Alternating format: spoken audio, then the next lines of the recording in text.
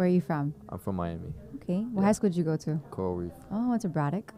Oh, snap. Okay. Yeah. So are you from that part of town, like down south? Nah, No. from this part of town. you could Coconut say. Grove. Coral Gables. Coral Gables. Yes. How about Yeah. yourself?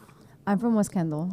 That's kind of where I was raised, Okay. and then made my way out east. West Kendall's it's a far away place. Yeah, it's another world. It is. It's the Twilight Zone. Yeah. It doesn't change. And do you still live around there?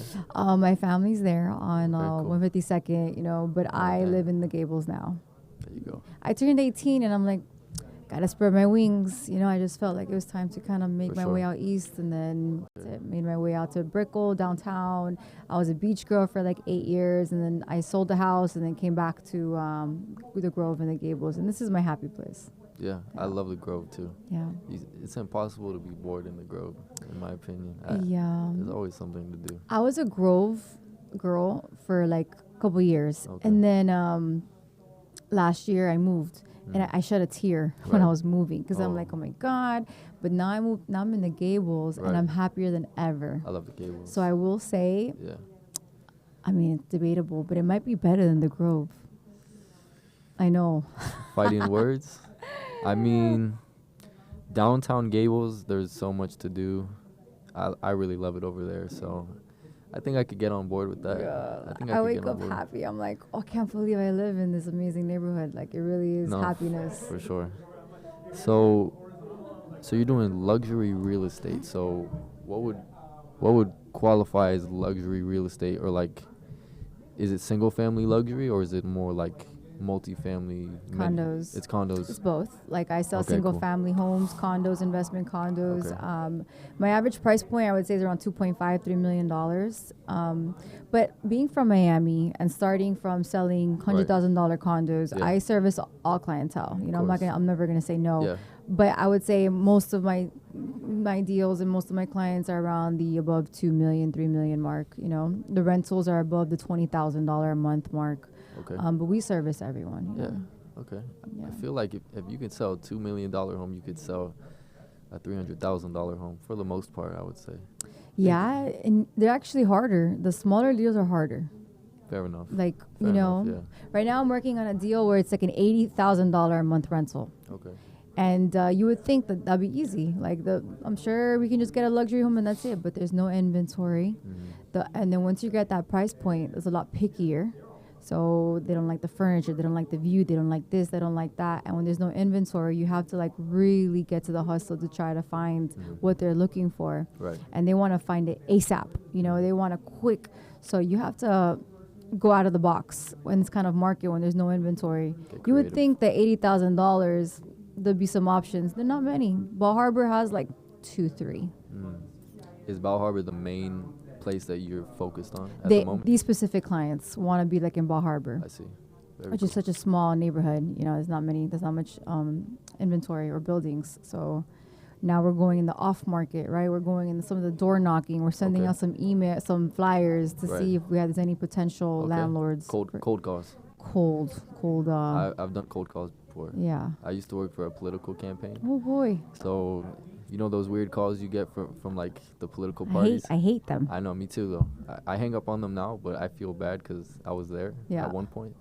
So I'm used to doing cold calls, Yeah. I would say. Maybe not real estate-wise yet, Yeah. but I can sympathize. My heart, I feel for them, basically. Yeah. Well, it teaches you a lot. I think it's such a great skill set to have, It to does. cold call, be good at cold calling, 100%. closing the cold call. Yes. And you can apply it to all industries, I think the biggest thing I learned is I got okay with being rejected. right? Like hundreds of times a day. Like, no, it's Click, funny. click. It's funny. It's funny now, but at the time, I'm like, my day's ruined if I get hung up on. I'm like, oh, I feel bad. Yeah.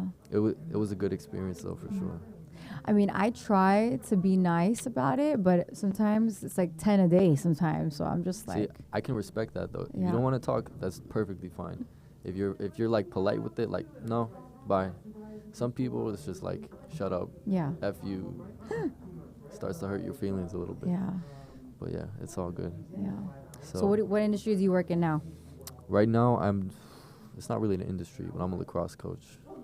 So basically, Fitness, sports. fitness sports, yeah. Yeah. So like Gulliver, Gulliver? Yeah. So their lacrosse team, my brother's the head coach for the JV team. I was the assistant coach, and we were just training the kids. I do personal trainings on the side as well, and I do my real estate program. I'm about to graduate. Congrats. Thank you so much. That was not easy, I'm sure. No, not really. And I definitely thought about leaving at some point, just hustling. I'm not can't gonna lie. stop. I mean, you made it work, and a lot of people are able to make it work. I didn't know if I was necessarily able to in the same way as you, but here we are. Yeah, you just can't stop. That's like my number one. That's like your thing? You just can't stop. Yes, just don't stop. as in like working. No, in any way. Like, just don't quit. Like, Yeah. I had the mindset that there was no other option. Like, what was I going to do, really? love Like, that what was I mindset. going to get into? Go back to school? Nah. To do what? Nah. You know, to do what exactly, you know? So I Yeah. felt like I had no other option. So I just got to stick it through. Yeah, for sure. Yeah. Did it seem like you were kind of wasting your time in a way at school? Maybe. Yes. Yeah. Yes, it was. And you know what? I would have been the first college graduate in the family. Ooh. So that would have been nice, you know, but I have my other brothers are, you know, so it's like, whatever. You guys have that. I'll just close deals. There you go. So, have you ever considered doing potentially like an more international market, maybe? Like Yeah. Yeah. So Sotheby's, I'm with Sotheby's. That's the brokerage I'm with. Sotheby's. Oh, The auction house, like I've heard of luxury them. cars and okay. Do they also have retail outlets as well? retail. No. Maybe not. No. So we're like the #1 global brand. So we have like 1,300 offices all over the world. Okay, cool. Like, I could sell right now a property in Fiji. Really? Like, yeah, we have I'm offices interested. Australia, I'm interested. Chile. Yeah. We'll talk afterwards. Yeah. Okay, cool. So it's really cool. For example, right now I have a house for sale in Miami Shores, and the sellers are also selling a property in Faina in Buenos Aires in Argentina. Okay. So they asked me for an Argentinian referral. I said, yes, I have one. do have one. And I have the CEO of Argentina Sotheby's. Easy. So I handed off that contact. So it's totally global. Okay. Yeah. I market myself as a global advisor. And then would you potentially relocate if you were to like serve as a broker somewhere else, or would you just do it virtually? Because I mean, you could kind of do it from Miami. I mean, I don't think I would ever leave Miami, period. But I wouldn't mind part-time visiting a country, especially if it's like 3 or 4 hours away, you know, every 2 weeks or so. Okay. You can make it happen these days. I was thinking more like a Dubai type of thing. Like Oh, I love Dubai. I mean, I've never been before, but it's very intriguing Yeah. to me. I was just there a month or two ago. Okay. I would recommend going.